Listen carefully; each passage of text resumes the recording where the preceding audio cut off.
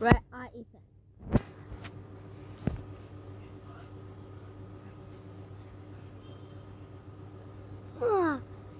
Why do my eyes glow red in photos? Because there's a devil hidden in you. Oh, stop laughing. Alright, I will explain. It happens because of blood vessels in our eyes and pupils. Pupil is a small opening whose size is adjusted by the circular muscles called iris. In bright light, the iris contracts, making the pupil smaller, thus allowing less light to enter our eyes.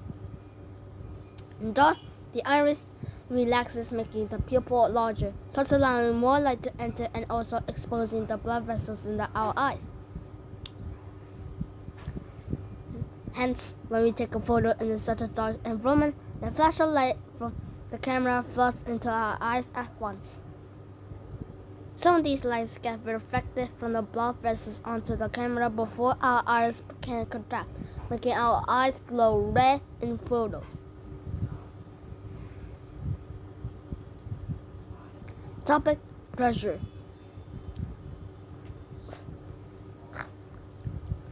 Why does popcorn pop?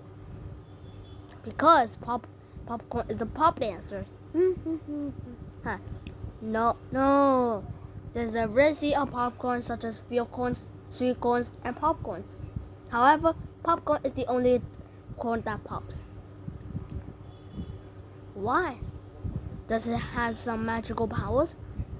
No. There are three things in the popcorn seeds or kernel that work together to form a perfect popcorn. Those are impermeable shells called percaps, right water constant, and straps. When we heat popcorn kernels, the water inside then forms a steam and starts to expand, while the straps turns into a gel-like substance. Being closed, the expanding steam applies pressure on the shells. Eventually, when the shells cannot hold the pressure, they burst opening, releasing the steam and gel. This gel comes contact with air and rapidly solidifies, forming fluffy popcorn.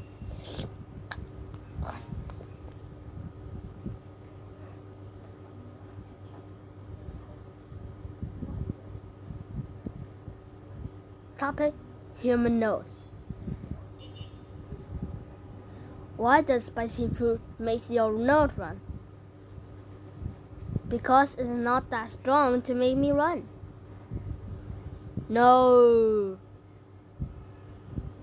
Our nose consists of tiny hairs and sticky substance called mucus. Can I use this mucus to stick in my broken face? Ooh, gross. Please don't do that. And listen, during breathing, the hair and mucus trap harmful substances, thus prohibiting them from entering deep inside the body. Spicy foods items like chili, mustard, horseradish, and wasabi contain chemicals called capsaicin and isothiomeramine.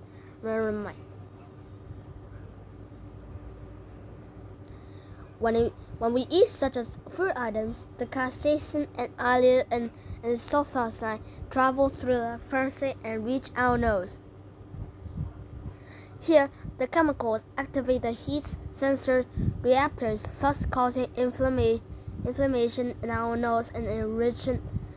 Hence, as a defense mechanism, more mucus is produced in our nose to get rid of the chemicals, thus making our nose run. Topic: ignition temperature. Why is it easier to burn dry leaves but not green leaves? Because it's easier to spell dry than green. No, it's because of ignition temperature. Ignition temperature is the lowest temperature at which the combustible substance start burning. Now, green leaves have moisture or water in them. Wow! So that I can use them as water balloons. Please listen. Water has a property of absorbing a huge amount of heat before evaporating. Hence, when we try to burn green leaves, a large amount of heat is required to first evaporate the water, then to reach the ignition temperature of leaves, thus not allowing the leaves to catch fire easily. However, dry leaves don't have water in them, hence they don't need much heat, making them burn easily. Whoa! Topic: thermoregulation. Why do we sweat? It's a natural way of our body to take a bath. No, sweating helps in thermoregulation. Thermoregulation is a process by which organisms may maintain their initial body temperature. Now, the initial body temperature of humans is about 37 degrees Celsius or 98.6 degrees Fahrenheit. Our enzymes and hormones work best at this temperature. Hence, thermoregulation is very important for us. Well, if you ask my option, chocolate cereal is very important for me. Just listen. On a sunny day or during exercise, when our body temperature increases, our sweat glands produce sweat. This sweat is about 99% water. Water is a very good heat absorbent. It absorbs most of our body heat and evaporates into the atmosphere, helping us lose heat and thus maintaining our body temperature.